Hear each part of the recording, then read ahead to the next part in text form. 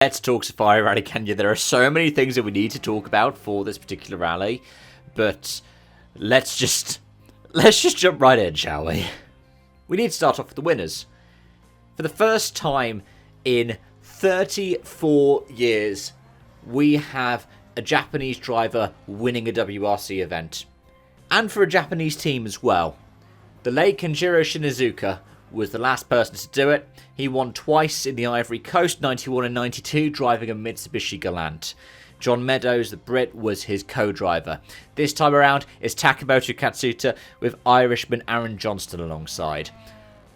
I've been saying for years that this is Katsuta's best event. And he did win the rally without winning a single stage as well. It was impressive. He did exactly what he needed to do. That memory of crashing out in the power stage last year was still with him, but so were all of the other amazing runs that he's had in the Safari over the years. I don't like people being critical of Taka for his performance here, where his teammates dropped by the wayside. To me, this is a deserved win. He did everything right this weekend. He just kept going, and just to see him so emotional at the finish line. There are 3 or 4 events where Taka is definitely up there as one of the top 3 or 4 drivers. And we've had 2 of them in a row. And what's happened in those 2 of them? Well, he's just won one. And he was second in Sweden. The other 2, they come towards the summer now. His home rally in Japan, and his second home rally in Jyväskylä, Finland.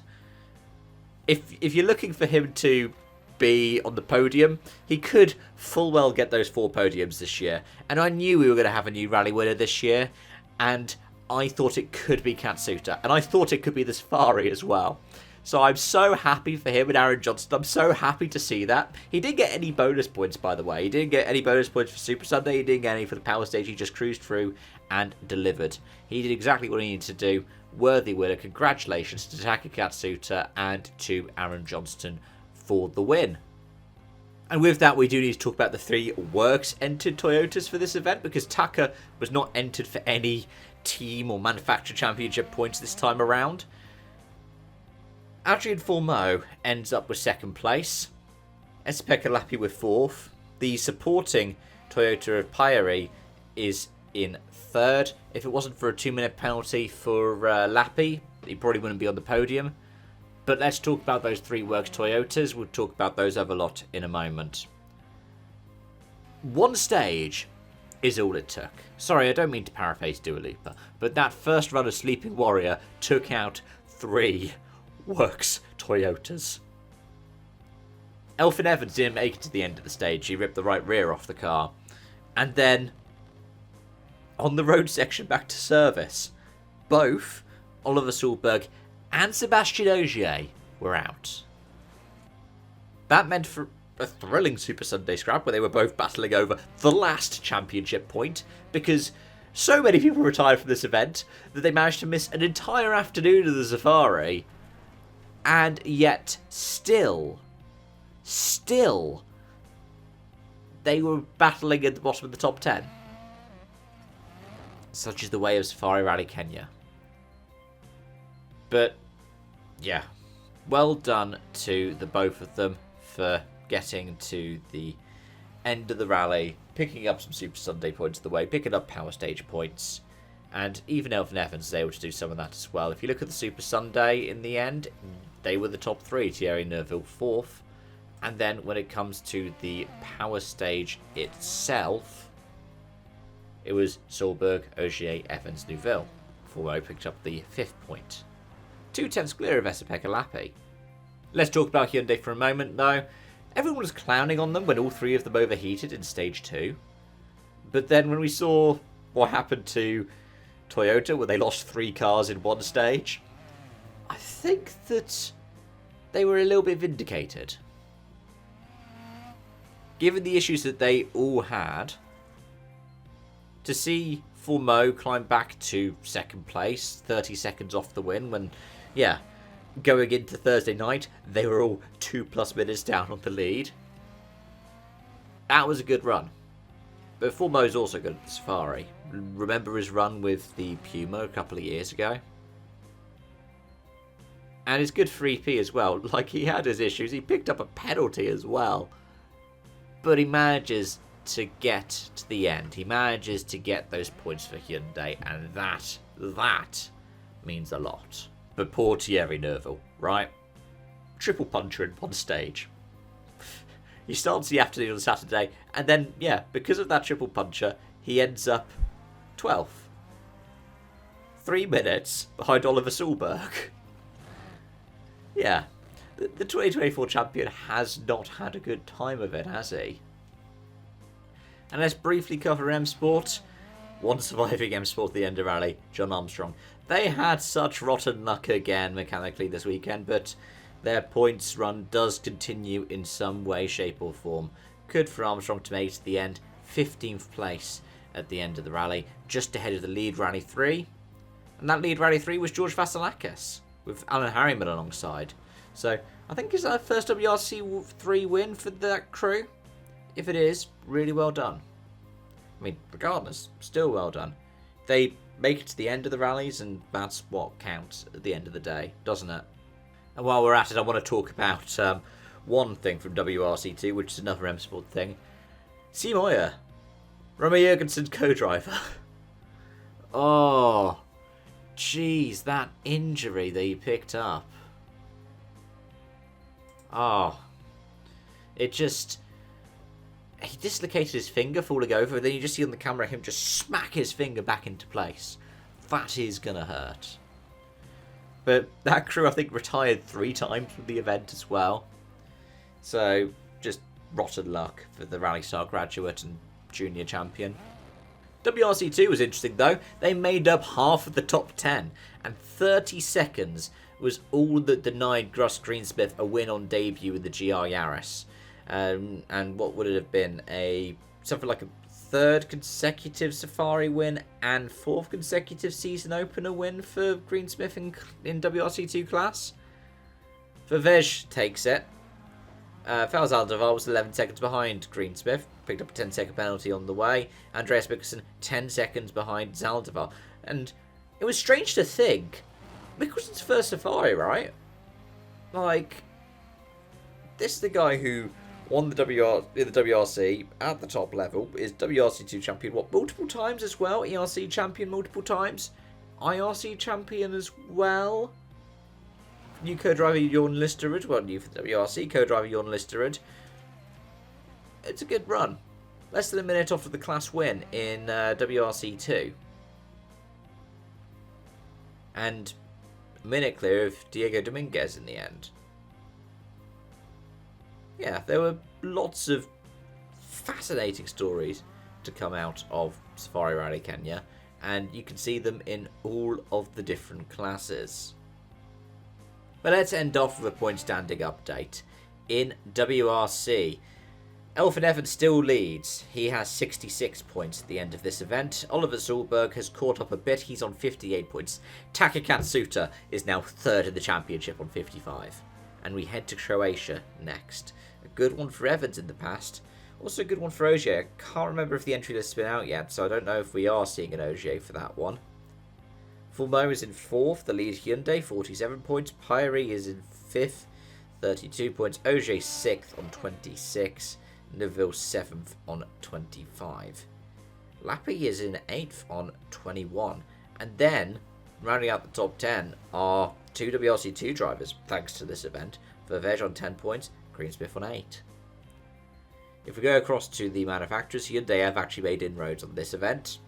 But because of the way that manufacturer points are collected, Solberg and Ogier still score 12 and 10 points. It's a win for Hyundai with Adrian Formost. 2nd place for the 2nd Toyota team with Sami Pyrie. Then 3rd for Hyundai with Lappi. 4th for Toyota with Solberg. And 5th for Toyota with Ogier. Seems a bit unfair, really. You know, they managed to survive the event. But this is the system that has helped M Sport make their run that they had, the 24-year run, be 24 years. Yeah, overall, Hyundai makes some inroads, but the gap is still 43 points after only 3 events. When it comes to WRC2, Vivej is tied with Coronan and Rossell, bearing in mind that they have each only done 1 event. That's fair. It's the same in second place as well. Greensmith on 17, Dapper on 17, Sutton on 17. And hang on, it's the same most of the way down the standings. Because of the way the WRC2 is, you nominate 7 rallies. And because the first 3 have been Monaco, Sweden and Kenya, we've seen different people showing up for it. I think we might see a head-to-head either in Croatia or in Spain. We almost certainly will when it comes to Portugal, though. Or at least if we don't in Portugal, we will have by Portugal. You have 3 drivers tied for first, 3 drivers tied for 4th, 3 drivers tied for 7th, 3 drivers tied for 10th, and then same for 13th, same for 16th. The first time that we see any kind of tie broken is down in 28th place. Andrea Lafaya, who picks up 1 point, is ahead of John Vartik and Matteo Chatillon because they both did Monty in Sweden. Oh no, wait, I tell a lie. Jaroslav Kortun down in 21st place is by himself because he did Monty in Sweden as well. So bizarre, so absolutely, utterly bizarre. WRC3, for Vasilakis, it's 3rd place now, having done both Sweden and the Safari. Nikol Shania is up into 4th place, tied with Timek Abramovsky. Naveen Puligilia is tied with Raul Hernandez for 6th. And also Giovanni Rossi while we're at it. And then you've got Nathaniel Bruin tied with Gil Membrado for 9th. But while we're at it, let's talk about the stage conditions. That was a big debate, right? The conditions. So some people are like, oh, these cars won't survive the Classic Safari. Most cars didn't survive the Classic Safari, right? The one that we're talking about that was thousands of kilometres, or even the ones that were down to about 1,000 for 2002.